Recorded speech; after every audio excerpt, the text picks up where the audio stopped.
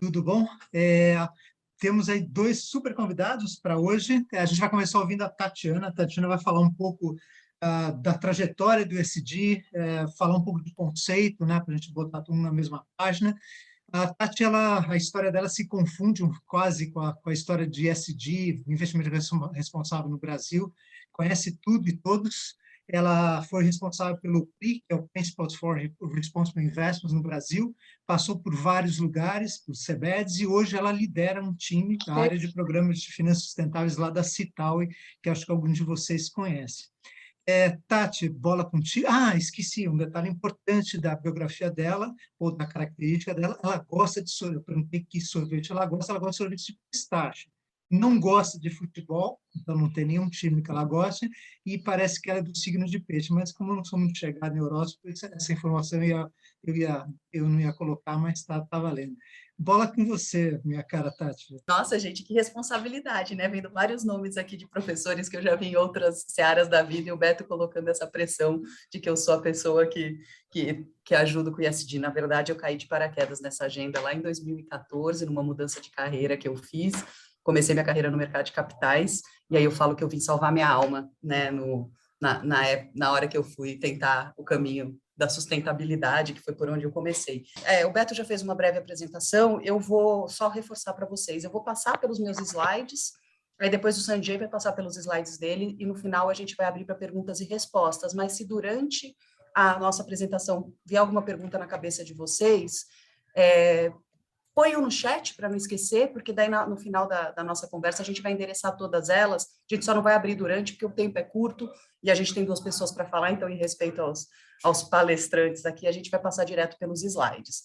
Qualquer dúvida pós essa aula também, a gente fica à disposição para responder, faça um intermédio pelo ICE que chega na gente e, de novo, espero que eu esteja à altura aqui dessa plateia tão qualificada e que o que eu traga aqui sejam informações que ajudem a gente a plantar mais sementinhas pelo mundo aí no ISD e na sustentabilidade. Edu, bora lá, vamos lá.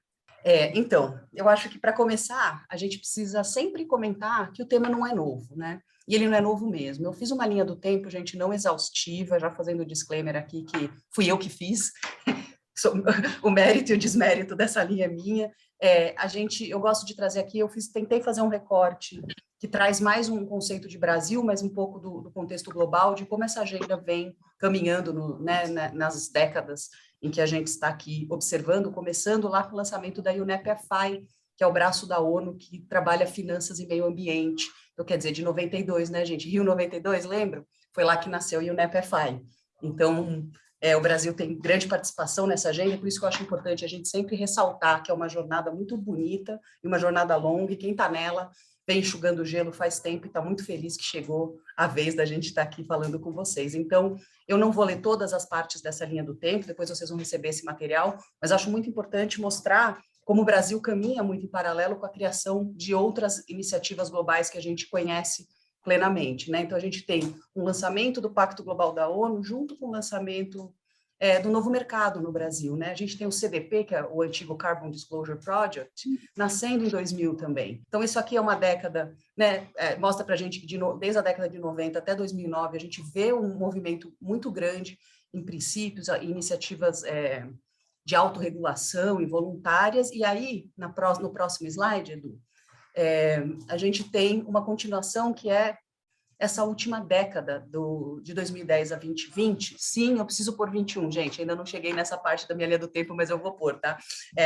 E nessa última década, a gente teve alguns marcos muito, muito importantes nessa agenda, que são lançamentos de alguns princípios globais que endereçam classes de ativos ou tipos de investidores muito específicos, que passa por seguro, passa por pegada de carbono de portfólio, que é o Montreal Pledge, e a gente vê também algumas publicações de resoluções e regulações brasileiras, regulamentação brasileira, aprendi a usar a palavra certa, regulamentação brasileira também na vanguarda. Uma delas, que eu gosto sempre de reforçar, é a resolução 4327 do Banco Central. Ela é usada ainda globalmente como uma referência de bancos centrais endereçando a agenda da responsabilidade socioambiental. E aí, em 2017, veio uma segunda resolução do Banco Central, que é a 4557, que é de gestão de riscos, e ela referencia o risco socioambiental da 4327. Então, a gente começa a ver a sustentabilidade ou os temas ESG, né, porque ESG é ambiental, social e governança, entrando para uma agenda de gestão de risco estruturante.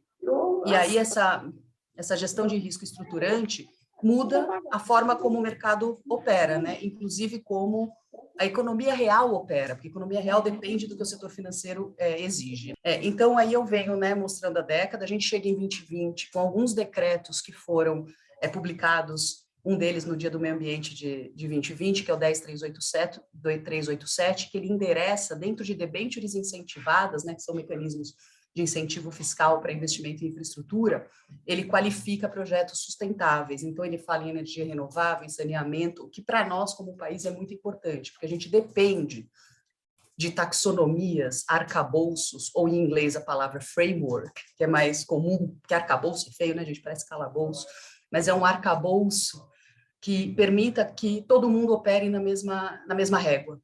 E aí, quando o mercado financeiro cria essa régua, em geral, a economia real é devidamente afetada. Pode mudar, Du.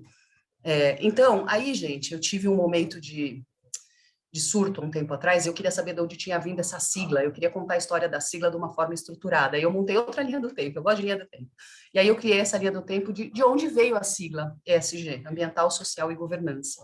Né? Primeiro, eu acho que a gente tem que esclarecer algumas siglas mais antigas, que é o tal do CSR, ou do CSR, que é o Corporate Social Responsibility, que desde a década de 70 os hippies já faziam isso existir. Eu adoro eles começam essa agenda lá na década de 70.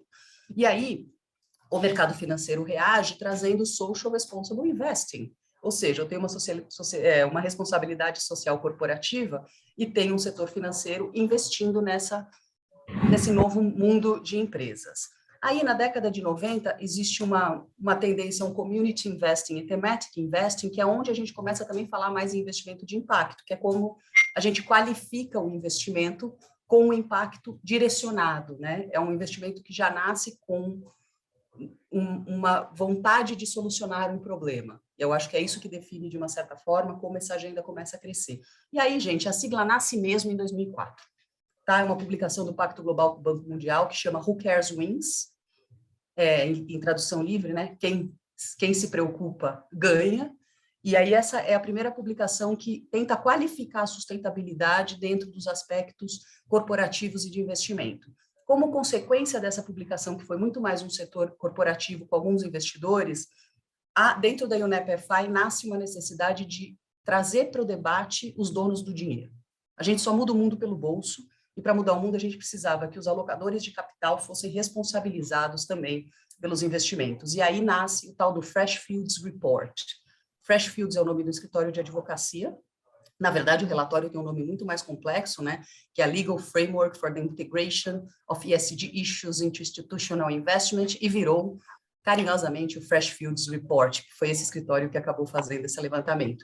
E como consequência desse relatório, nasce o PRI, que é o Principles for Responsible Investment, em 2006. Na minha linha anterior, vocês vão ver que em 2007 nasce a rede brasileira do Principles for Responsible Investment, e é a primeira rede que é chamada de rede regional do PRI em toda a história do PRI. Então, o PRI foi precursor em ter uma rede local do Principles for Responsible Investment, até por uma demanda dos investidores nacionais por conteúdos mais regionalizados e traduzidos para português, e que garantisse que a agenda também crescesse no Brasil. A gente tem como fundador do PRI a Previ. Então, quer dizer, a gente tem o Brasil participando dessa agenda, como eu falei lá atrás, há muito tempo. Então, a gente também precisa sempre dar o mérito de falar que essa agenda vem caminhando a largos passos, na direção certa. Eu só sinto falta da velocidade, mas aí é minha opinião pessoal. E aí a gente vê que entre 2019 e 2020 a agenda ganha muita força. Eu acredito, é uma opinião pessoal minha, que foi impulsionada pela pandemia. A pandemia trouxe o aspecto social escancaradamente para a gente como sociedade, e a interconexão entre todos nós está dada. E aí a gente começa a ver a tal da siglinha ESG ganhando espaço. E aí eu adoro esse gráficozinho que a minha equipe faz para mim direto, que mostra o Google Trends, quantas vezes ESG foi buscado no mundo. E aí dá para ver a diferença que faz 2020, 2021 e como essa sigla vem sendo buscada. Eu não vou me aprofundar aqui, mas eu queria muito dizer para vocês que esses links que eu deixei aqui no rodapé desse slide, o primeiro deles vale a pena a leitura, especialmente professores, porque ele faz uma reflexão desde a época de antes de Cristo sobre a alocação de capital alinhado a princípios. Então, tipo, é uma linha do tempo sensacional que começa lá no judaísmo e termina nos Objetivos do Desenvolvimento Sustentável. É o primeiro link desse slide aqui, que chama A Brief History of Corporate Social Responsibility. Vale a pena dar uma olhada. Vamos mudar, Du. Então, gente, esse aqui é um slide que ele parece realmente poluído, mas eu não vou entrar no mérito. Eu só acho importante que a gente está aqui falando de ESG, de impacto, e, na verdade, ESG é um termo muito genérico, e quando a gente tem a agenda ESG na mesa, ela tem diversas abordagens que podem ser implementadas por quem está alocando esse capital, que é quem move, né, a economia real, é quem financia ela. E o investimento de impacto é considerado uma abordagem, uma estratégia de investimento responsável ou de investimento sustentável. Mais para frente eu vou qualificar eles, mas aqui eu queria deixar claro para vocês que não tem o certo ou o errado. O que tem é uma estratégia definida, que tenha transparência e que consiga endereçar o que são as demandas, tanto do cliente quanto da sociedade. Então, o PRI, que é o Principles for Responsible Investment, é muito galgado nessa primeira, que é chamada integração, que na verdade é você trazer de uma forma robusta, estruturada e sistêmica novos temas a uma análise já existente. Se eu faço VAR, se eu faço fluxo de caixa descontado, se eu trabalho com análise fundamental ou quant, é simplesmente ampliar ela e ter mais informação na minha análise. O engajamento e propriedade ativa é uma forma do investidor mudar uma empresa de dentro para fora. Eu gosto muito dessa estratégia no lado pessoal. A gente tem vários tipos de filtros, e muitos deles são por tema, são por exclusão, são por normas, são por ser o melhor da classe, né, o filtro positivo, e aí uma das estratégias que a gente vê crescendo muito é o investimento de impacto, investimento comunitário, que a gente vai falar um pouquinho mais para frente, que são investimentos que buscam impactos positivos desde o princípio, apesar de também ter a rentabilidade na história. Pode mudar, Edu. Aí aqui, gente, como que essas questões podem impactar empresas e investimentos, né? Eu trago aqui o maior gestor de capital global, que é a BlackRock. Eu acho que escutamos BlackRock aparecendo bastante nessa agenda ultimamente. Acho bom reforçar, porque independente da motivação da ideologia por trás da decisão, quando a BlackRock, com 3 trilhões de dólares sob gestão, toma uma decisão de falar de mudanças climáticas e ESG, o mercado escuta, e é por isso que a gente está aqui falando hoje. E para você conseguir endereçar esses aspectos, tanto empresas quanto investidores precisam mapear, entender os riscos e as oportunidades. Gente, ESG é oportunidade, tá? É a gestão de risco que abre porta, mas é a oportunidade que mantém ela aberta. E a gente tem também que decidir a direção e o posicionamento a quais a gente vai direcionar os nossos esforços para garantir que essa agenda seja implementada. Vamos lá, Du, próximo. Aí aqui, como que ela pode impactar? De forma negativa. Eu gosto de trazer alguns exemplos, tanto nacionais quanto internacionais. Eu tendo a tomar umas porradas quando eu uso esse slide, mas em geral eu sou bem sincericida, então, gente, você não vira CEO por causa da sustentabilidade, mas você deixa de ser, né? Eu acho que está dado, tanto aqui quanto lá fora. E eu gosto muito também de levantar aqui um pouco essa capa do relatório de sustentabilidade da BP, quando teve o acidente de Maputo. Quando a gente fala de ESG ou de sustentabilidade, é o bom e é o ruim. Não adianta querer falar só do bom. Então, quando a gente ensina a forma como as pessoas têm que olhar a sustentabilidade, ela tem que olhar pelos dois lados. Ela tem que olhar pelo lado do que ela gera de impacto positivo quanto de impacto negativo. E hoje não tem mais como você achar que as pessoas não vão saber. Hoje a comunicação não permite que a gente faça algo que não fique sendo devidamente comunicado de uma forma ou de outra, se é um WhatsApp, se é uma mídia social, se é um e-mail. Então, aqui você vê alguns exemplos, tanto nacionais quanto internacionais, e a gente também pode ser afetado, Edu, no próximo slide, de forma positiva, que é o copo meio cheio que eu mais gosto, que é o copo das oportunidades. A gente começa a ver greenium, sim, a palavra greenium é você ter uma vantagem verde no acesso a capital. Então, a gente vê que a Suzano conseguiu fechar a melhor operação de dívida da história da Suzano num Sustainability Linked Bond. O que seria isso? Uma dívida vinculada a uma meta ou um objetivo relacionado à sustentabilidade. Então, eles têm metas a serem cumpridas que afetam a taxa de juros do empréstimo. Se eu não entregar, ela sobe, se eu entregar, ela desce. Não são todas assim, algumas só sobem, outras só descem. A da Suzano eu não estou aqui com os detalhes, mas o conceito por trás é esse. No momento em que eu faço uma dívida e me comprometo com uma meta, eu tenho ou um mérito ou um desmérito no meu custo de capital. E a Suzano teve uma das taxas de juros mais baixas da história dela nessa captação. A gente tem novas linhas de receita aparecendo. A Bipar está na televisão com a Gisele Bündchen, né, gente? Linhas de receita com crédito de carbono, linha de receita com gestão ambiental. A gente tem uma gestão de risco mais apropriada, né? A EDP começa a fazer uma gestão de riscos e põe à venda hidrelétricas e começa a crescer em solar. A gente está vendo muita empresa tentando vender termoelétricas a carvão, independente da situação energética que a gente vive no Brasil, é curto prazo. No longo prazo, não vai ser carvão que vai salvar a gente. O que vai salvar a gente são as renováveis. E a gente vê muito, o que eu sempre falo, é que sustentabilidade, inovação e eficiência andam de mão dadas. Então, muitas empresas que acabam fazendo boas práticas e ESG acabam tendo ganhos de eficiência, consumo de água menor, consumo de energia menor, o que vai direto no bottom line, vai direto numa linha de balanço, garantindo que você faça uma gestão integrada de externalidades ou adicionalidades que no passado talvez a gente não cobrasse que fossem feitas. Pode passar, Edu.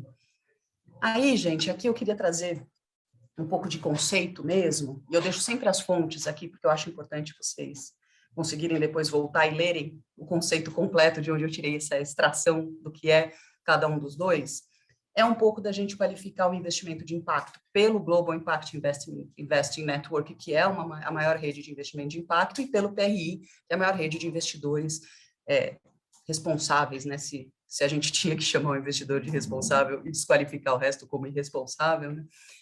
Trazem a definição de cada um desses tipos de investimento. Os investimentos de impacto, eles são feitos com a intenção de gerar um impacto positivo e mensurável, junto com o retorno financeiro. Já o investimento responsável, pelo PRI, ele é uma estratégia que põe em prática a incorporação desses fatores ambientais, sociais de governança numas decisões de investimento e na propriedade ativa. Eu chamo de propriedade ativa em português, que em inglês a gente chama de active ownership, porque se eu traduzir como ativismo no Brasil, as pessoas tendem a levar para um lado negativo a palavra ativismo. Então, eu tenho usado a palavra propriedade ativa, mas entre nós é a mesma coisa, é você ser, sim, um ativista como investidor, é você exercer o seu direito de fala dentro de um ativo para garantir que ele melhore. Então, eu uso a palavra propriedade ativa, mas podem ter no final da mente aí guardadinho que é, sim, um investidor ativista, é o que a gente tem esperado cada vez mais de cada um dos detentores de ações de empresas. Vamos mudar, Edu? Aí, gente, esse aqui é uma das imagens que eu mais gosto. Eu não traduzi, porque toda vez que eu tento traduzir, eu não consigo deixar ela bonita assim. Eu acabo com formatação dela, né?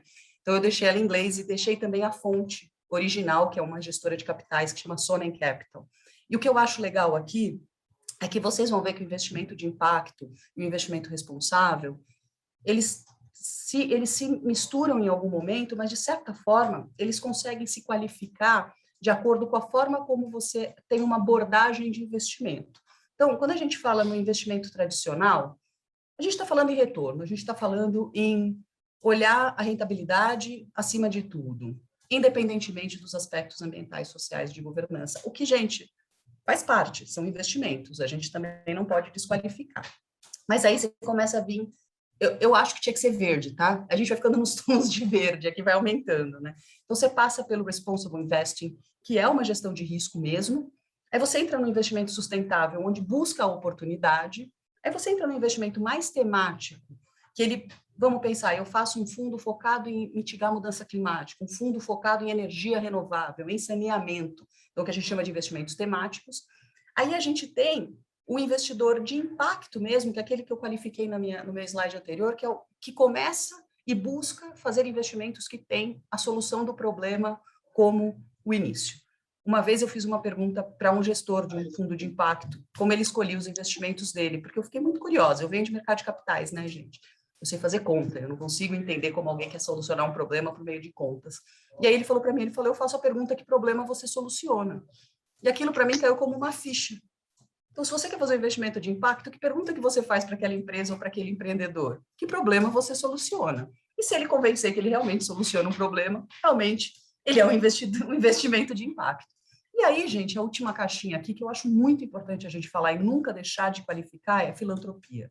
Eu não sei porque as pessoas tendem a achar que do momento em que você faz um monte de coisa, a filantropia sai da conversa. Ela não sai da conversa. A filantropia é essencial, ela tem que continuar sendo feita, ela é uma estratégia, de investimento, e ela faz parte dessa seara do investimento. E nós, no país, somos um país com baixa cultura de doação e filantropia. Então, a gente não pode deixar o cara usar a desculpa de que ele investe com impacto para não fazer filantropia, e nem vice-versa. Então, as coisas não podem se confundir, mas elas são complementares. Então, a filantropia entra aqui como o retorno financeiro não está na ponta, mas as soluções sociais e ambientais têm que estar devidamente acompanhadas e devem fazer parte dessa alocação de capital. Vamos mudar, Duque? Eu estou correndo aqui. Então, gente, essa imagenzinha aqui, eu gosto bastante dela e eu trouxe para a gente poder refletir, que assim, que é uma grande convergência nos temas, quando a gente está falando de métricas, né, para impacto e ESG. Quando a gente fala de investimento de impacto, em geral, a gente está olhando o que sai da empresa ou o que sai da sociedade e como isso chega lá no mundo. E quando a gente está falando de investimento, é muitas vezes o que o mundo está trazendo de retorno para mim quando eu estou fazendo essa alocação de capital. Sendo que os temas que estão ali no meio, nas bolinhas, eles não são exaustivos, mas a gente percebe que eles são muito similares. E eu vou olhar sempre para o mesmo espectro. O que muda é o que eu tenho na direção do impacto que eu estou buscando. Então, quando a gente está falando de recursos naturais, ecossistema, mudança climática, manejo de resíduos, isso cabe tanto para o investimento de impacto quanto para a gestão de riscos ou para oportunidades ESG. O que a gente precisa entender é que muitas vezes a direção do que a gente está olhando. E aí entra aqui um conceito que é muito importante, que o Sanjay vai tocar um pouco mais para frente, que é materialidade. E eu acho que essa imagem mostra muito para a gente porque que o GRI entrou na seara de chamar de dupla materialidade. Eu acho que materialidade não precisa ser chamada de dupla. Eu recebi até uma imagem do Homer Simpson caindo duro, tipo, dupla materialidade, porque a gente já falava de materialidade, já era difícil, né? Puseram dupla na frente. Mas a dupla materialidade é para mostrar exatamente esse fluxo das flechas. Não é só o impacto que aquele KPI ou que aquele indicador tem na empresa, mas é também como a empresa impacta o mundo. Então, a dupla materialidade, ela olha as duas flechas dessa minha imagem. E a gente começa a ver cada vez mais os padrões internacionais de gestão de sustentabilidade, como GRI, SASB e todos os outros que são, acho que uns 400 pelo mundo, olhando a materialidade de forma que não é só o que é material para a empresa, é como aquilo é material também na volta para o outro lado, como aquilo impacta, como a empresa é impactada e como a empresa faz o impacto. E a gente começa a ver o GRI realmente falando de dupla materialidade, inclusive na fala do novo presidente que assumiu ontem, se eu não me engano. Vamos mudar, Du? Vamos ver que eu já acho que eu estou acabando para passar para o Sanjay.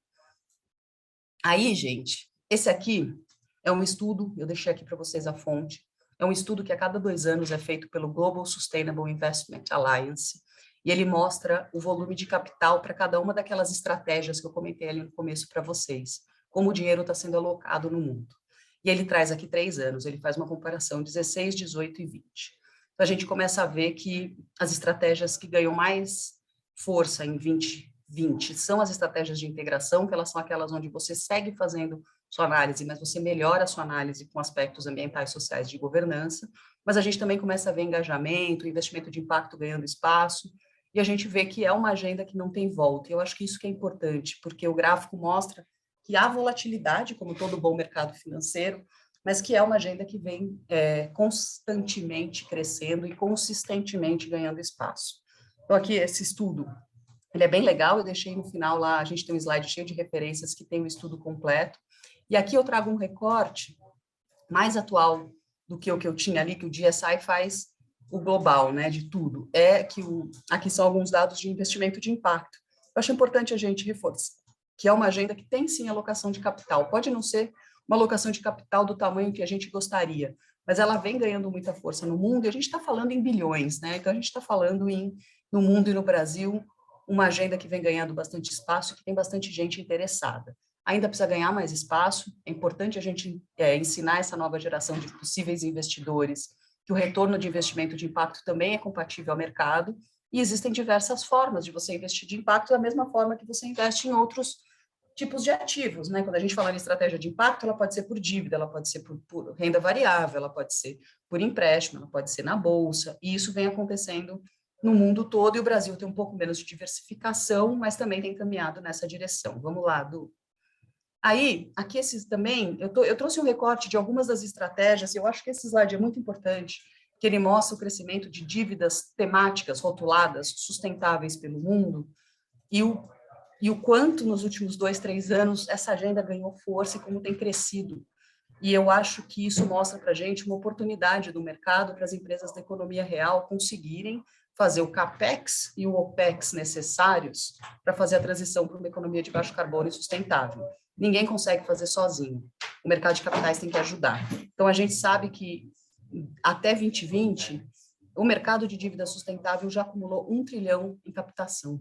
Então, a gente tem visto aí realmente uma diversificação do tipo de captação e, ao mesmo tempo, um volume de dinheiro que vai crescendo a cada dia. Acho que é isso. Não tenho mais um slide? Então, gente, eu sempre termino as minhas falas com esse slide, porque eu acho que é muito importante a gente entender que existe um papel que a gente precisa cumprir na pessoa jurídica, como professor, como gestora de empresa, como consultora, mas tem um lado que a gente pode cumprir na pessoa física, né? Então, eu gosto de deixar para reflexão que, assim, os nossos valores pessoais têm que ser carregados para o dia a dia dos nossos valores profissionais. Então, quando você está buscando produto, você está levando em consideração os aspectos relacionados à sustentabilidade? É na hora de investir. E na hora de investir? Você pergunta para o gerente lá do banco, da XP, se ele tem opções de investimento ESG ou responsável? Se vocês não façam, eu recomendo fazer, é no mínimo divertido. Eles ficam uns 3 meses procurando e voltam com 3 fundos de educação. Mas vale a pena. Eu já fiz algumas vezes, eles estão melhores. A XP começou a pôr ESG lá nos fundos. E que papel que a gente pode exercer nessa mudança necessária, né, para uma economia mais sustentável e para um mundo mais inclusivo? Antes de passar a palavra, eu gosto de plagiar o Fábio Barbosa e deixar aqui para vocês para reflexão que a agenda da sustentabilidade, ou essa nova agenda chamada de, né, gestão de critérios ESG, ela é motivada por 3 Cs. Convicção, eu sou convicta, conheço muita gente convicta, aqui nessa sala imagino que a maioria de nós é convicto e entende a importância. Por conveniência, meu cliente pediu, meu concorrente está fazendo, o mercado está aí. Ou terceiro C, gente, bem-vindo à era do compliance. Chegou na mesa, Banco Central está regulando, a União Europeia está regulando, a CVM deve vir com regulação, então a sustentabilidade deixa de ser uma pura convicção, apesar de quem é convicto saber o quanto isso faz bem para a alma, e ela vira realmente uma agenda regulatória, e a gente vai ver cada vez mais uma demanda, tanto por informação quanto por gestão desses riscos e oportunidades para garantir um futuro aí para essa sociedade que só cresce. A minha fala acaba aqui, anotem as perguntas, eu devolvo a palavra ao Beto, e agora quem vai falar com vocês é o professor Sanjay. Muito obrigada. Super obrigado. Fez de um limãozinho uma grande limonada, hein, Tati? A gente estava preocupado, você estava preocupada, foi super bacana. Sanjay, putz, agora a barra está lá em cima, vamos ver como é que você vai se virar agora. Sanjay, como a Adri já falou, é professor da GV, ele vai olhar agora do ponto de vista de dentro da sala de aula, né? Como é que ele trata esse tema dentro da sala de aula, como é que esse tema é tratado dentro da sala de aula. E é isso, Sanjay, acho que vamos em frente. Muito obrigado, Beto. Então, bueno, desculpa para mi portañol, porque não é meu primeiro idioma, nem é minha segunda, nem minha terceira, nem minha quarta, nem minha quinta. Então, é pouco mais difícil. E eu falo melhor em espanhol, pero estou aprendendo a falar um pouco mais em portañol. E algumas vezes necessito cambiar para inglês, me desculpa. ¿Sí? Então, aqui quero começar a discussão como mais acadêmica sobre o curso de ESG, porque creio que a gente que está aqui, demasiado são professores, não? Então, quero conversar mais como perspectiva acadêmica, como podemos começar a construir um curso de ESG, não? Então, queria começar com algumas teorias. Bueno, no es una teoría de ESG, pero realmente es la teoría, puede ser más poderoso, ¿no? De teoría de Milton Friedman, que está aquí. Y la perspectiva de Milton Friedman es muy importante para nosotros, porque todavía más del 90% de todo dinero en el mundo es todavía haciendo investimento con esta perspectiva, ¿no? Então, para hacer cambio para ESG, primeiro temos que entender qual é a perspectiva de Milton Friedman, não? Então, algumas palavras aqui sobre, bueno, a perspectiva, que, bueno, como ele disse que filantropia, não, é onde podemos trabalhar com coisas como sociais, ambientales, todo esto, não? Entonces, solamente humanos tienen responsabilidad moral, ¿no? Y empresas no tienen esa responsabilidad, ¿cierto? Y la segunda parte, entonces, es la responsabilidad de empresarios, de los gerentes de empresa, es que ellos tienen que enfocar en el profitability de las empresas solamente, ¿no? Y si tienen dinero los empresarios, si ellos como gente como Bill Gates puede tener sus fundaciones y compartir su dinero, ¿no? Eso es una idea muy poderosa. Y la verdad es que todavía eso es lo que está pasando demasiado en la vida de nosotros, ¿no? Y la tercera parte, la cuestión de problemas sociales y la competencia, entonces es dependiente en el poder del Estado, ¿no? Y eso también es muy importante porque en estos días, bueno, aquí no tengo una slide, pero todo el mundo sabe que estamos desde los 70s en el tiempo de como neoliberalismo. Y todo el mundo sabe que es neoliberalismo y es un cambio de la gobernación como para ser más pequeña y realmente es un proceso de privatización de todo. Y entonces, en este contexto, la idea de Friedman es terrible, ¿no? Entonces, porque la gobernación dice que no tenemos dinero, las soluciones es en privatización, pero si pensamos que las empresas que pueden tener control de todos estos recursos del país, están pensando solamente en ganar más dinero, eso puede ser problemática, ¿cierto? Y otro tema muy importante, recientemente en Estados Unidos tenemos una ley o una discusión que se llama US Citizens United, que dice que corporación no es, bueno, realmente es una persona, ¿no? Y eso pasó hace como 5 o 6 años y desde este tiempo ahora corporaciones tienen mucho más poder en la democracia de Estados Unidos, ¿no? Entonces una corporación, porque es una persona, puede compartir su dinero para que gana la gente que ellos quieren, ¿no? Entonces ellos, bueno, tienen mucho más poder en el sistema político, ¿cierto? Bueno, esos algunos, bueno, verdades, ¿no? La situación que tenemos en el mundo, entonces tenemos que cambiar la perspectiva y estos días estamos hablando en inglés, como decimos, stakeholder capitalism, entonces un capitalismo que no está enfocada solamente en la perspectiva de Friedman, pero un cambio, ¿no? Entonces, aquí podemos ver, bueno, eso fue uno de los slides de Tatiana también, ¿no? Porque estamos hablando de la responsabilidad de empresa y también la responsabilidad de la gente que trabaja en la empresa también, ¿no? Entonces, aquí estoy hablando que en la perspectiva de Friedman, estamos solamente pensando en los investidores y la relación de ellos con la empresa, ¿no? Pero este stakeholder perspective tenemos que pensar en la relación de los grupos políticos, como estuve hablando, la importancia de dinero en la política, de lobbying groups, y también pensamiento en la supply chain. Bueno, estos días con la pandemia, todo el mundo sabe que los supply chains ya están cambiando y tenemos que cuidar las relaciones con los recursos de la empresa, ¿no? Y eso incluye también los empleados y también hoy podemos pensar también un poco de las comunidades donde las empresas trabajan. Y bueno, podemos pensar en algunos ejemplos. Para mí, en mi clase, yo siempre falo sobre Vale, ¿no? Bueno, matanza de 300, 400 personas, pero realmente una pérdida de una reputación, ¿no? Y reputación y también eso vale mucho dinero, como creo 10 billones de reales, ¿no? Entonces, proteger las comunidades no solamente es un aspecto social o ética, pero este aspecto de pensar en los stakeholders, eso también tiene como un aspecto financiero. Y eso es lo que quería como hablar también, que en el perspectiva ESG, entonces, la pérdida de esta cantidad de dinero para Vale realmente fue un problema de gobernanza, ¿no? Entonces, para mí, en el contexto de ESG, más importante es gobernanza de la empresa.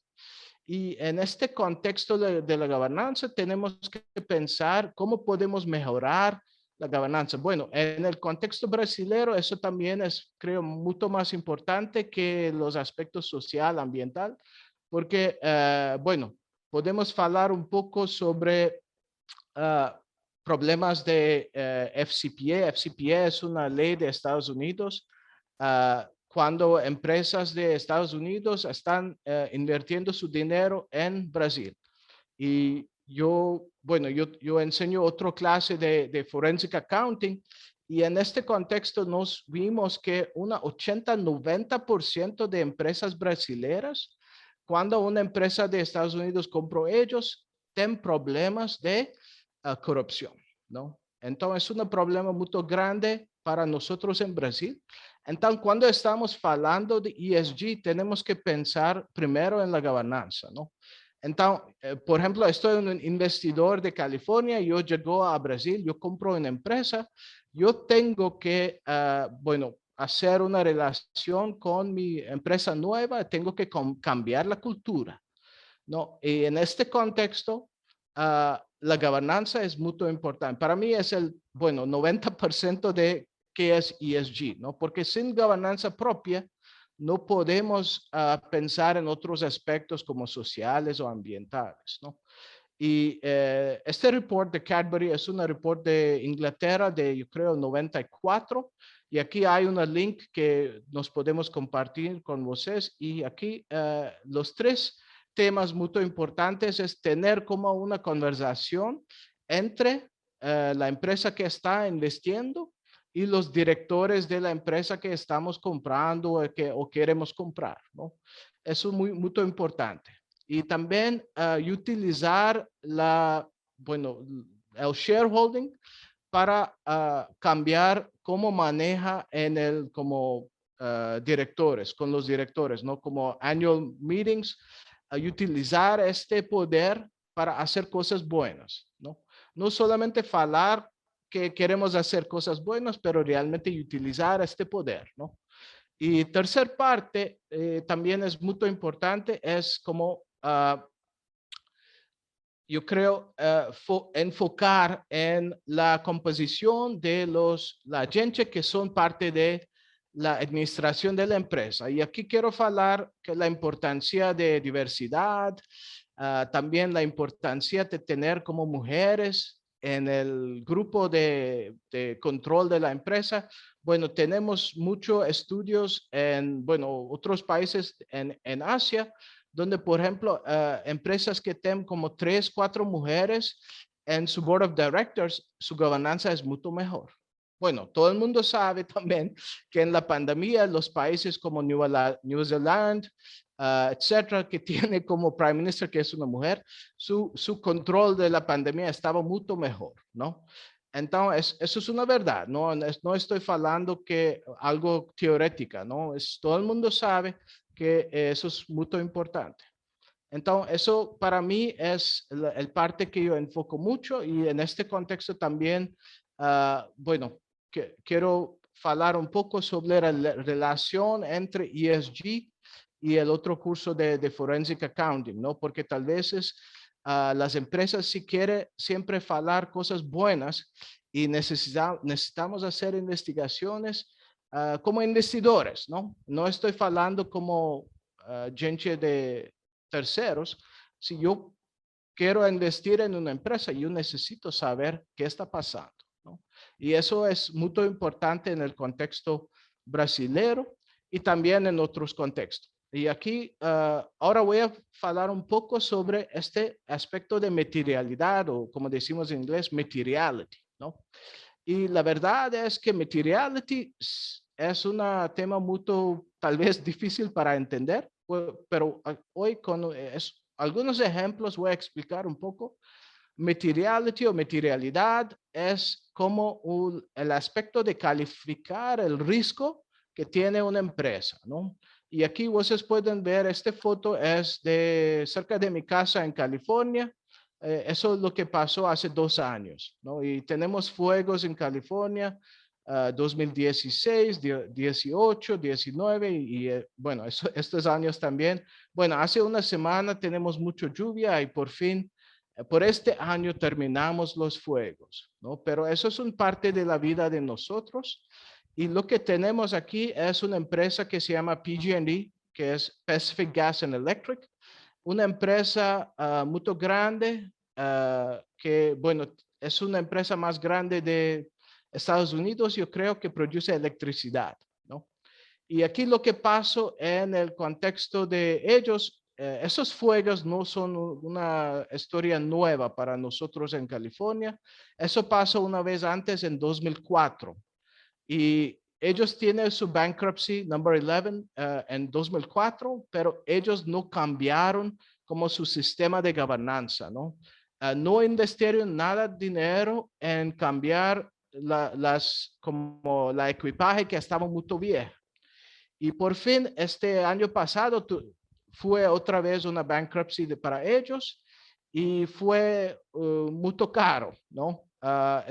Ellos tienen que pagar 25 billones de dólares y también tiene que llevar un 22% de los shares de la empresa para las comunidades donde, bueno, murieron como 100 personas, pero como 8,000 personas perdieron su casa y su vida, ¿no? Entonces, eso para mí es el ejemplo de la materialidad, ¿no? Entonces, ¿por qué la empresa no estaba pensando en aspecto social y ambiental? Y para muchos años, ahora ellos tienen que perder casi su empresa, ¿no? Es un ejemplo.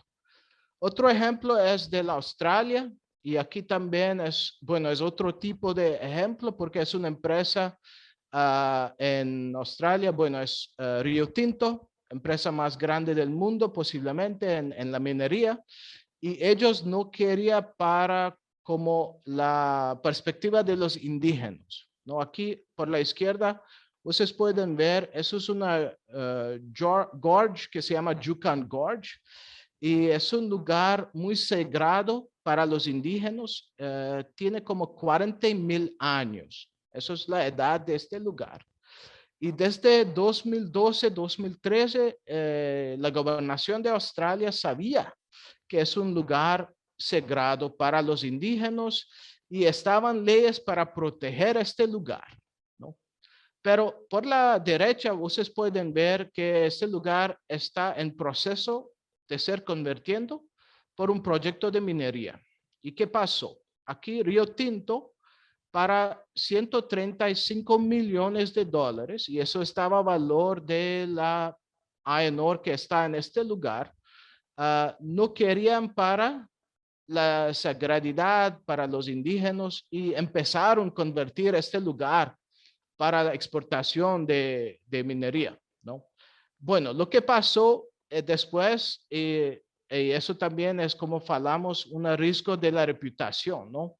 Entonces, ellos perdieron este lugar. Ahora, este lugar es el parte del control de la gobernación de Australia y también perdieron trabajo todos los C-suite de esta empresa. Entonces, CEO, CFO, Chairman of the Board, todos no tienen trabajo.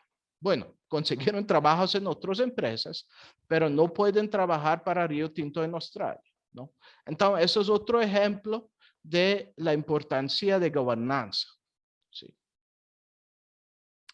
Entonces, vamos a hablar un poco porque Tati ya faló sobre la materialidad y esa materialidad, ese aspecto como doble, ¿no? Pero entonces, ¿qué es este aspecto de doble materialidad? Primero tenemos que entender entonces que esta materialidad es cómo calificar el riesgo de las mudanzas climáticas, ¿no? Entonces, eso es muy importante como decimos en inglés, climate change risk.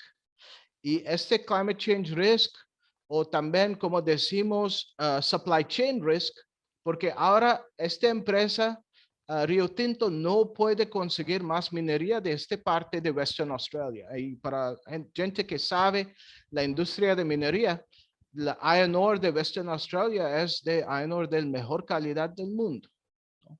Entonces, Rio Tinto ya perdí como ventaja, ¿no? Para convertir todo esto en su profit y todo. Entonces, eso decimos es un riesgo de su reputación y ya estaba cualificada en pérdida de mucho dinero también, ¿no?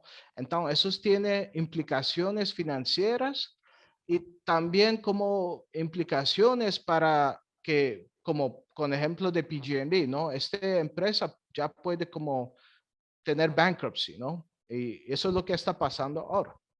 Entonces, eso es lo que es como podemos, el aspecto de dupla materialidad, entonces es que no solamente lo que está pasando en el clima es responsabilidad, bueno, de nosotros todos, pero eso también significa que las empresas tienen como responsabilidad también, ¿no?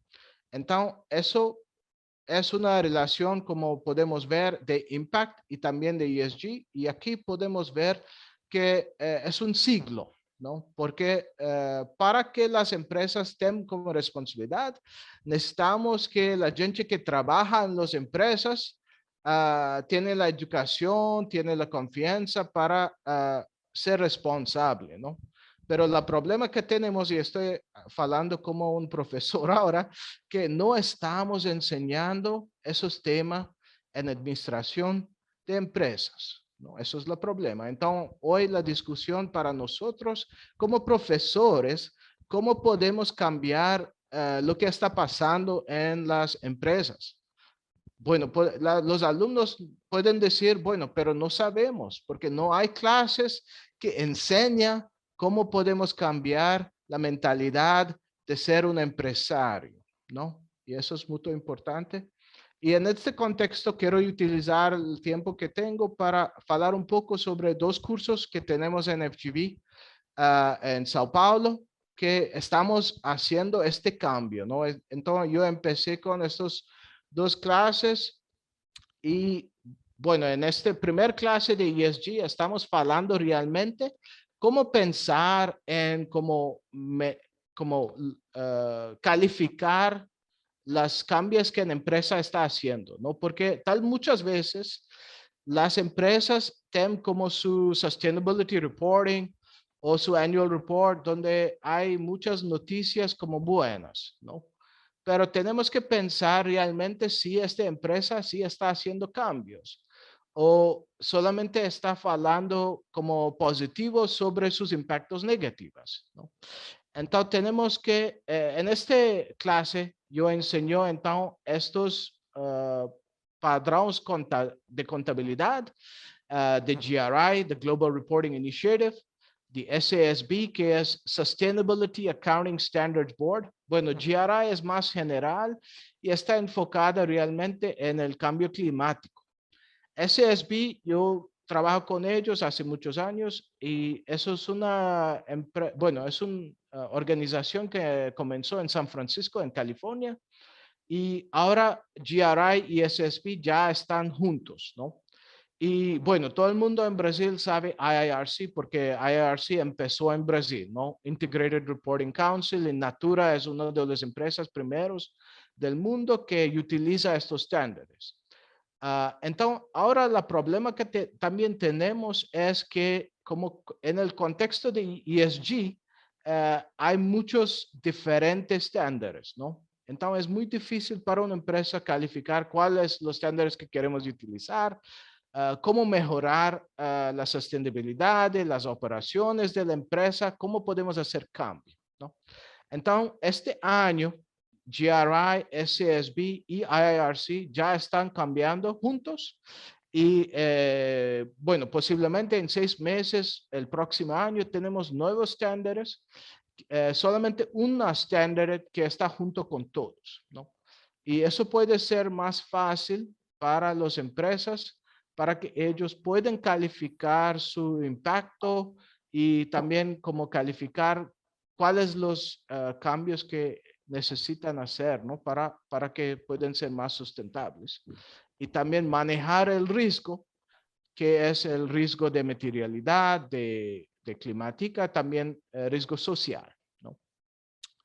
Y para hacer estos cambios, otro aspecto es un proceso muy difícil, entonces ya estamos casi empezando, ¿no? Y bueno, para hablar un poco sobre cómo podemos hacer tengo otro curso donde yo enseño cómo hacer audit, ¿no? Porque en contabilidad hay un tema muy importante de audit, y en este contexto hablamos un poco sobre cómo auditar el aspecto social y ambiental de las empresas. Y aquí enseñamos, como decimos, silent and shadow accounts. Y puedo hablar y terminamos aquí con qué es Silent Account. Entonces, Silent Account no solamente veímos los reports, Sustainability Report de empresas, pero también calificamos con el social media y los websites de las empresas, ¿no? ¿Qué están hablando la gente de las empresas? Y también calificamos estos con Shadow Accounts, que es la perspectiva de los grupos interesados, ¿no? Entonces, los stakeholders.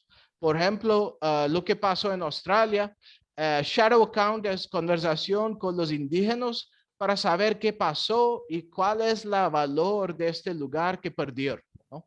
Porque la perspectiva de la empresa es que, bueno, es un lugar con millones de dólares de buena calidad de iron ore solamente, ¿no? Entonces, tenemos que pensar en las dos perspectivas. Y eso es lo que tenemos que trabajar, es pensar en las perspectivas, no solamente de enfocar en dinero. Y ya, estoy terminado, y para preguntas, muito obrigado. Já tem uma pergunta aqui, eu acho que essa aqui eu posso passar o bastão para você, Sanjay. A pergunta é: qual que é o papel da política pública e do Estado no avanço, né, no fomento, na construção da agenda ESG num país? Se você pudesse, quando for responder, fazer um paralelo com a tua experiência do mercado europeu e o que você está vivendo, o que está assistindo aqui no Brasil, com respeito ao papel do Estado e de política pública para ajudar o ecossistema.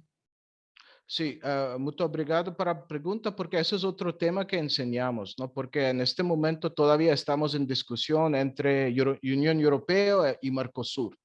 Y mucha gente me dice, ¿cuál es el problema? Bueno, el problema es que en 2019 el Unión Europeo ya tiene una ley de ESG, ¿no? Entonces, todas las empresas de Unión Europea tienen que cumplir con esas leyes y no pueden investir ni pueden trabajar y negociar con empresas que no están cuidando el ambiente y aspecto social, y también no pueden trabajar con empresas que no tienen gobernanza buena, ¿no?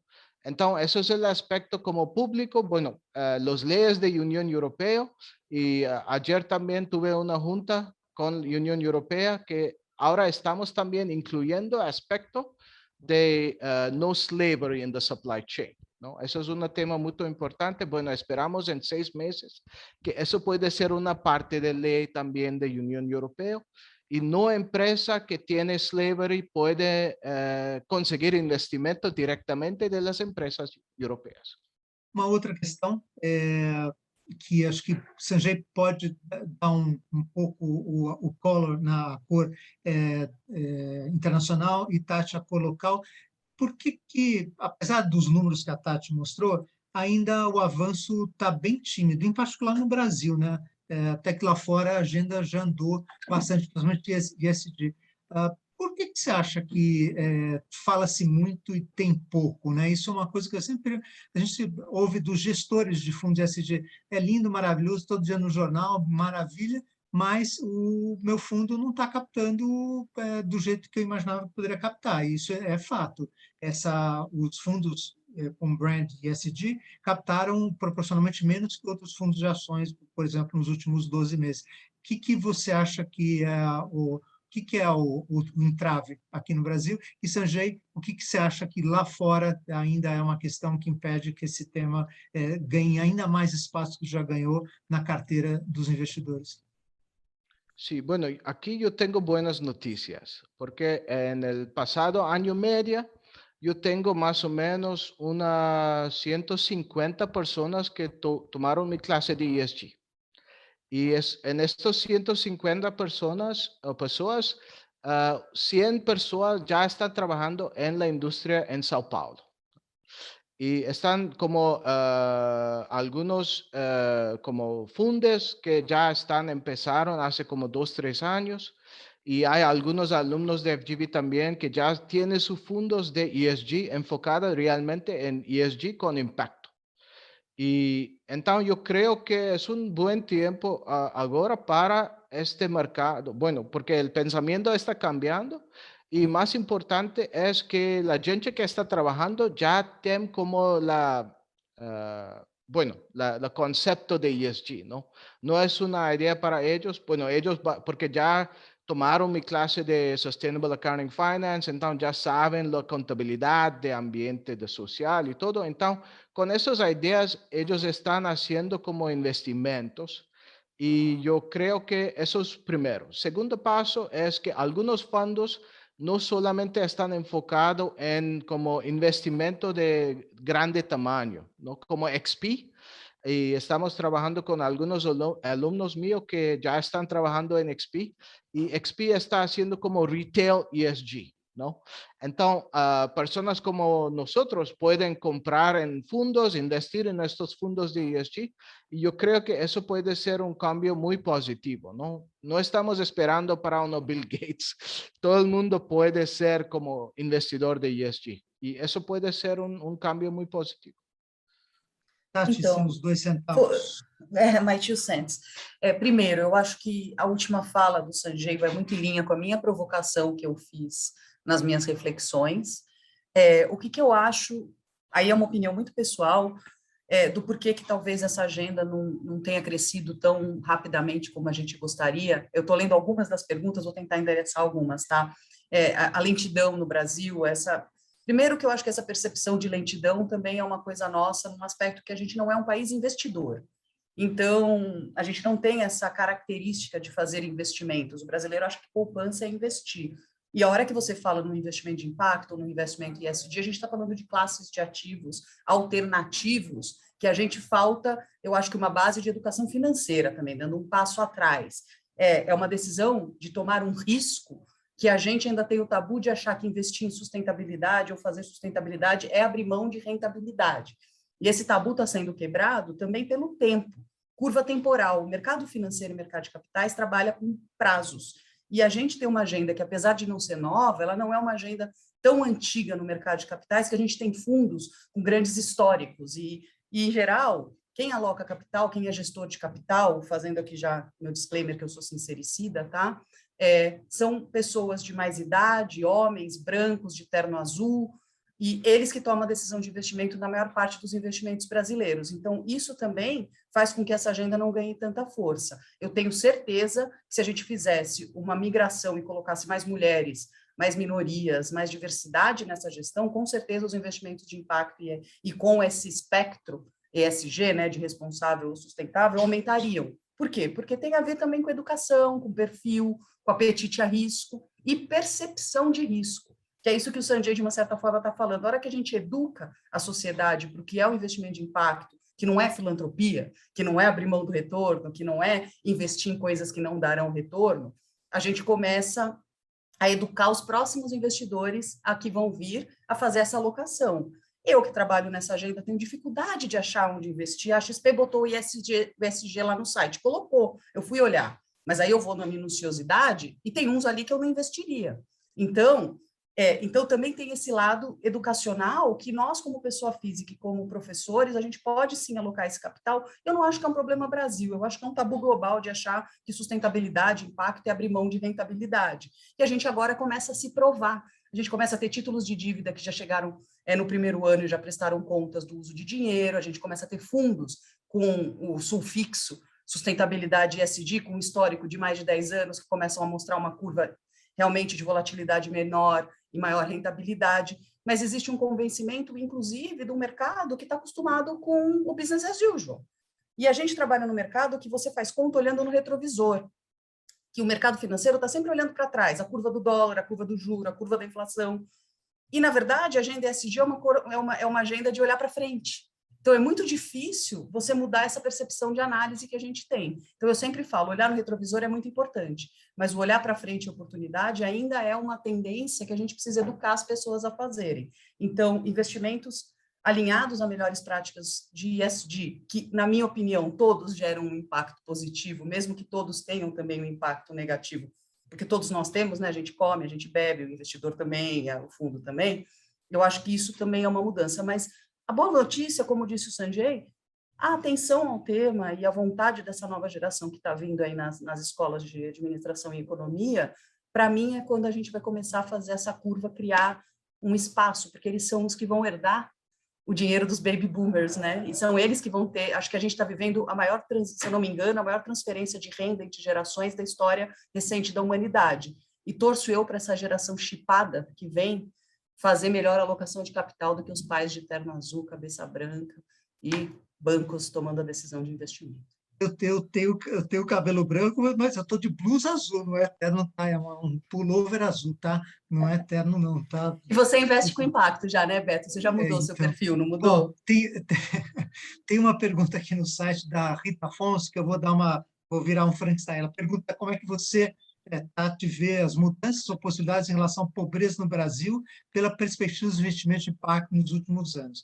Mas você vai falar isso, mas também fala um pouquinho como é que você vê o ESG impacto? São irmãozinhos, são inimigos, são complementares, são coisas totalmente opostas? E, principalmente, assim, muita gente fala que é um pouco mais cético então, em relação à agenda, esse tsunami ESG, fala que, na verdade, a sigla devia ser G em maiúscula, E em maiúscula e o Szinho bem pequenininho, uma letrinha bem pequenininha, porque o S do ESG, ele pouco vai, mesmo se for uma empresa super legal, bacana, comprometida, as questões sociais, principalmente questões sociais, elas não vão passar ao largo da atividade. A Ambev pode ser super bacana, querer fazer um negócio super bacana, Suzano, mas ela não vai endereçar, não vai botar grana para trabalhar na sua agenda ESG para resolver a questão de acesso à educação, à saúde. Fala um pouco responde a Rita primeiro, desculpa, misturei um monte de coisa, mas fala um pouco sobre essa fricção ou não fricção entre a agenda de impacto e a agenda ESG, e o S é realmente pequenininho, minúsculo, escondido, ou você acredita que uma agenda ESG para valer de uma empresa tem o poder de transformação social? Ambiental, acho que as agendas ambientais do mundo grande corporativo e do mundo de impacto, elas não são tão distintas assim. Mas o S parece bem distinto, mas essa é a minha opinião, eu queria ver a sua. Eu vou responder de trás para frente e vou deixar o Sanjay comentar. Eu li um artigo recentemente que foi escrito pelo Paul Clement, se eu não me engano, um dos fundadores do PRI, e que ele fala que quando eles estavam desenhando o PRI lá dentro da UNEP-FI, eles entraram numa discussão sobre a sigla, tá? E que a sigla inicial começava no G, porque sim, a governança é o começo, mas que GES tinha ficado muito feio. E aí eles começaram a fazer a mistura das letras e chegaram no ESG como uma sigla que era mais palatável no aspecto de usá-la. Olha isso, gente, isso é verdade, né? Se virasse GES, talvez a gente não conseguisse. Então, assim, a ordem dos fatores não altera o resultado. A sigla foi montada e esse artigo dele, eu vou achar, eu mando para a Adriana, depois ele é bem recente, ele fala dos Free Thinkers of the UNEP-FI, esse é o nome do artigo, que na verdade é o James Gifford, junto com o Paul Clement e o Paul Hunt, que fizeram o Fresh Fields Report lá atrás na UNEP-FI. E ele fala que sim, teve essa discussão da ordem das letras, e que na verdade essa ordem foi uma ordem que, na fonética, ela fez mais sentido. Olha que louco, né? E aí, eu acho que o S não é pequeno, tá, Beto? Eu acho que a gente tende a achar o S menos tangível, porque ele se torna mais difícil de quantificar, mas vamos chegar a uma conclusão que nem tudo é quantificável. A agenda da sustentabilidade dos critérios ESG, muita coisa vai ser, sim, subjetiva e vai ser qualitativa e não vai ser quantitativa. E o S tem isso. Falando da pobreza no S, eu acho que a pandemia pôs a gente no xeque-mate, como sociedade. E a gente deixou a desigualdade mais escancarada do que a gente gostaria que ela ficasse escancarada na nossa cara. Então, eu acho que a gente tem uma grande oportunidade como sociedade nessa recuperação pós-pandêmica, que está na mesa, Covid bonds, recuperação verde, regulação da União Europeia, para realmente a gente pegar essa agenda e entender que ninguém está salvo e ninguém vai viver bem se a gente não endereçar o todo. Vide alguém me perguntando da vacina. 3% da África vacinada e a gente querendo tirar máscara no Brasil e dar a terceira dose. Precisamos, como sociedade, sim, tomar ter um pouco mais de cara de pau de falar, sim, estamos errando, vamos melhorar, mas eu acho que a gente está começando a usar o S, por causa um pouco da pandemia, como algo que as empresas, sim, Beto, começam a entender que a licença social para operar se torna cada vez mais importante. Não é só a licença ambiental do IBAMA, não é só a licença econômica do banco, mas se eu, como trouxe o Sanjay, um exemplo de Vale, se eu, como sociedade, em volta de um trilho de trem, resolvo sentar no trilho por 4 dias, porque socialmente eu não estou contente com aquela empresa, eu afeto a linha de receita daquela empresa, porque eu não transporto minério por 3 dias. Então, a gente começa a ver o social realmente virar impacto positivo ou negativo para uma empresa. E, quanto a políticas públicas, porque daí eu também vou deixar... Eu acho que tem... Gente, o papel do governo e da política pública está dado. Ninguém no mundo vai mudar o status quo do negócio sem política pública e sem participação de entes federais e subnacionais. Isso é dado. E eu acho que, no Brasil, a gente começa a ver os subnacionais, as municipalidades, entendendo que elas também têm acesso a capital. E não precisa ser dívida, pode ser um capital não reembolsável, um capital concessional que permita essa agenda. Então, as prefeituras começam a entender que acesso ao capital é mais fácil se você estiver alinhado às práticas que os investidores hoje estão cobrando. Então, a gente começa a ver, que nem eu disse, infelizmente, se você virar aqui num grupo de pessoas e falar, nossa, você precisa fazer ESG dentro de uma gestão de risco, você precisa ser mais sustentável porque você tem neto, porque você tem filho, porque senão Cancún vai virar... Lá na Groenlândia, né, compra um terreno alto na Groenlândia e fica dono de um resort lá em Cancún, porque com 3 graus a mais é isso que vai acontecer, não move montanhas. A hora que você fala de custo de capital, de acesso a capital e diversificação de investidores, todo mundo fica quieto e escuta você na sala. Então, a gente tem que educar o mercado pelo possível acesso ao investimento que vai permitir a gente endereçar esse desafio da pobreza. E sim, nós como sociedade temos que cobrar que os entes públicos cumpram o papel deles nessa agenda. Isso também vem de educação, isso vem da gente como sociedade se posicionar, coisa que a gente também não faz bem no Brasil, né? A gente não doa, não faz filantropia e não se posiciona politicamente. Consequência do S está aí, né? Então, a ordem dos fatores não altera o resultado, eu vou caçar o link aqui, eu mando aqui no chat da explicação de onde veio o ESG na ordem, e eu acho que políticas públicas, o Sanjay talvez possa comentar um pouquinho também da importância de políticas públicas na Europa.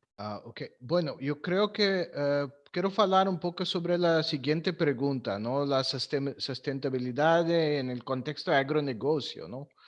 Creo que es un otro tema muy importante y bueno, quiero hablar un poco sobre lo que está pasando aquí en Inglaterra, por ejemplo. JBS compró algunas empresas de Inglaterra y ahora las empresas retail muy grandes como Marks and Spencer, etcétera, no quieren comprar carne nada más, ¿no?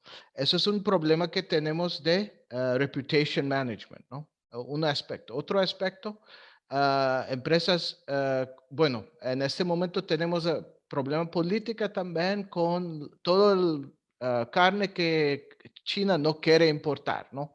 Y bueno, escuché que ayer o hace 2 días por fin llegó una shipment de carne de Brasil para China, pero realmente es un problema en Inglaterra y Irlanda también.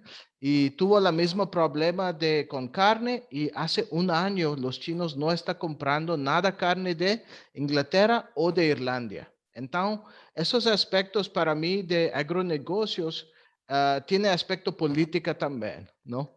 Entonces, para mí, ESG governance no es solamente gobernanza de las empresas, eso también reflexiona la gente que tiene poder, ¿no?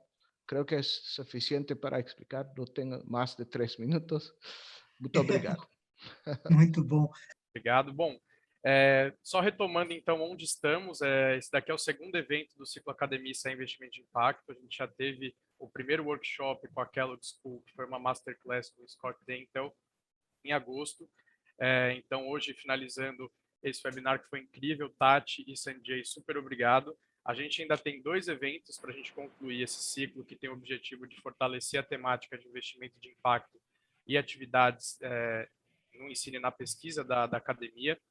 Então, tem um 2º webinar que a gente vai fazer em março de 2022 para falar sobre fontes e meios de investimento, explorando um pouco mais de cada um desses instrumentos e produtos que estão dentro desse universo de investimento de impacto e ESG.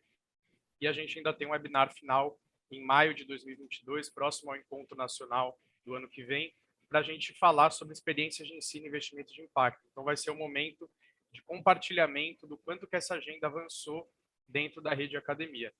E, para isso, a gente também está promovendo uma sessão que vai acontecer na segunda quinzena de novembro. A gente mencionou ela também no workshop com a Kellogg School, que tem o objetivo de ajudar os professores a construir planos de aulas e emendas de curso na agenda de investimento de impacto. Então, a equipe do ICE e um voluntário nosso, Melk, obrigado, vão fazer essa sessão para apoiar os professores nesse desenvolvimento.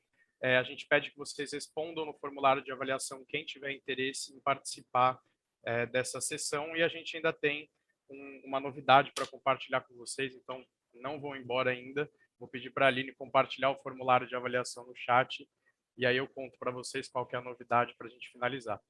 Então, pessoal, o formulário de avaliação tem a surpresa que a gente trouxe para vocês é que o Sanjay disponibilizou 2 emendas de curso de ESG da FGV para que vocês consigam se instrumentalizar nessa jornada que a gente está promovendo. A gente vai pedir que vocês respondam o formulário tanto para acessar esse drive que tem a apresentação de hoje, essas 2 emendas de curso. Então, vocês vão dar uma olhada ali, tem uma série de perguntas que vai ajudar a gente a sempre fazer esses eventos serem melhores, mais assertivos. E na segunda tela, na segunda sessão do formulário, vocês vão ter acesso a esse drive, então, por favor, respondam, e a gente agradece bastante. Sim, o link da gravação também vai ser disponibilizado, acho que a Adri deve mandar todos esses materiais para vocês em breve.